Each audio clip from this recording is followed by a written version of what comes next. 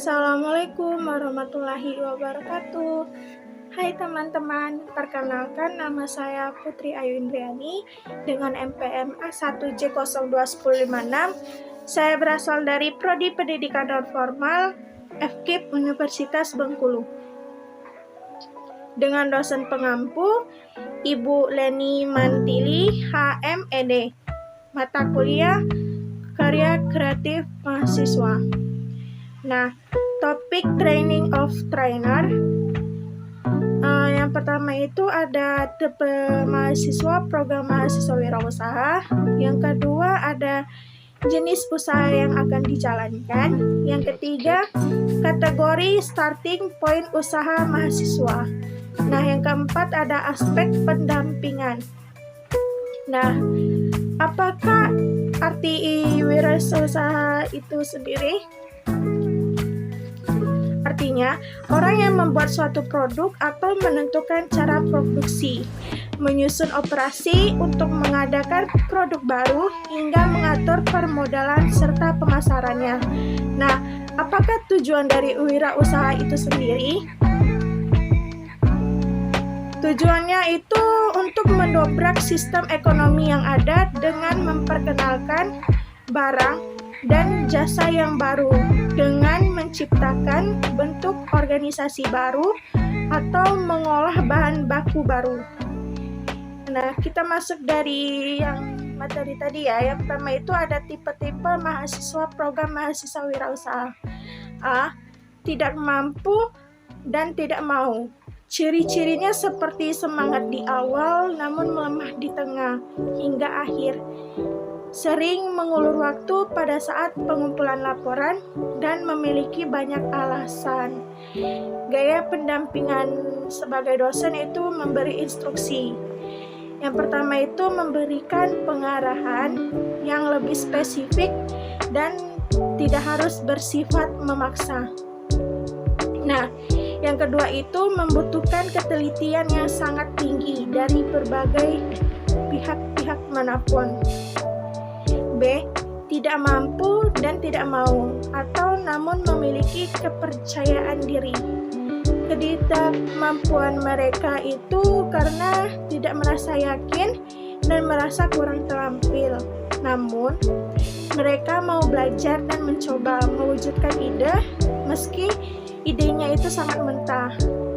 Gaya pendampingan seorang dosen itu memberikan konsultasi. Yang pertama itu memberikan pengarahan dan antusiasnya. Yang kedua, belajar dari mentor atau wirausahawan. C. Mampu dan tidak mau atau merasa tidak aman. Kenapa? Ketidakinginan mereka itu seringkali karena kurangnya keyakinan. Misalnya seperti membagi waktu, tim yang tidak cocok, dan takut gagal atau bersaing. Gaya pendampingan seorang dosen itu bersifat partisipasi. Yang pertama itu mendukung tanpa mengarahkan. Yang kedua, belajar dari mentor atau wirausaha. Yang ketiga, networking. Nah, masuk lagi yang materi kedua itu jenis usaha yang dijalankan. Yang ada produksi, kegiatan yang menghasilkan barang atau yang menciptakan barang. Nah, distribusi itu kegiatan usaha untuk memperlancar dan mempermudah penyampaian barang dan jasa dari produsen pada konsumen. Penjualan, sejumlah total yang dikenakan kepada pelanggan untuk barang dagangan yang akan dijual.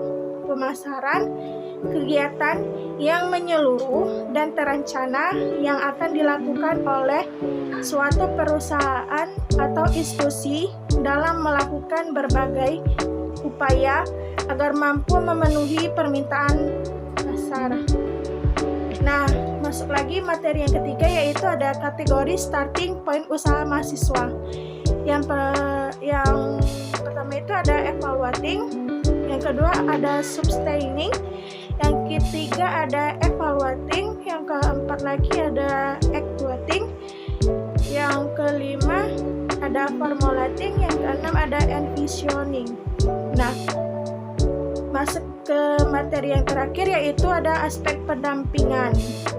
Yang pertama ada kreativitas, yang kedua ada prospek usaha, yang ketiga analisis konsumen dan segmentasi pasar, yang keempat sumber daya, yang kelima ada keuangan. Kreativitas itu sendiri memiliki ide yang unik, memiliki daya saing, dan memiliki keunggulan. Jadi, kompetitor dari analisis kreativitas itu ada yang pertama substitute, yang kedua ada combiner, yang ketiga ada adapter, yang keempat ada modify, yang kelima ada put to another use, yang keenam ada eliminator, yang ketujuh ada reservoir. Prospek usaha dari itu sendiri, yang pertama itu kita harus menetapkan customer segmentiannya dulu. Yang kedua itu kita harus memasarkan di daerah mana, seperti itu.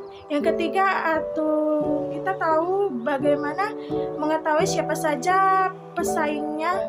Nah, saya ada memiliki quotes dari Google ya. Kemampuan harus dilandasi dengan tekad yang bulat dan harus berani dalam